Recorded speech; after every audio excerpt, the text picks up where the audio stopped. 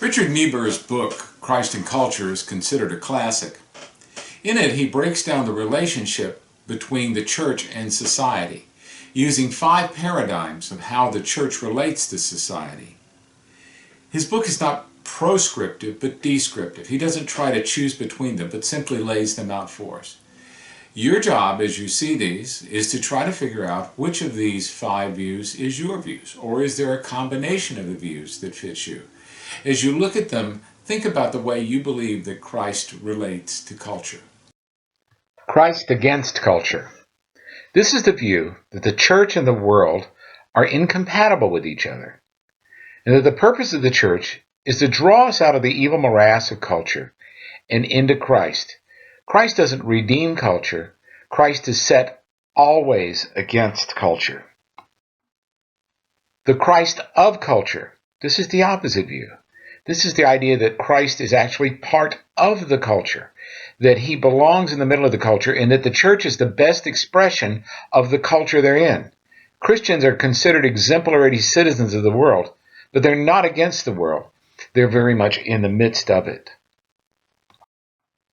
Christ above the culture. In this view, Christ is not set against culture, but instead rules over culture, using it as part of God's redemptive plan. Christ is superior to culture. He's over culture. According to Niebuhr, this often results in a kind of institutionalized bound Christianity, a Christianity that sees itself mainly as the rulers of culture. Christ and culture in paradox. This is the idea that Christ began a new culture. It works alongside the culture, but doesn't change it.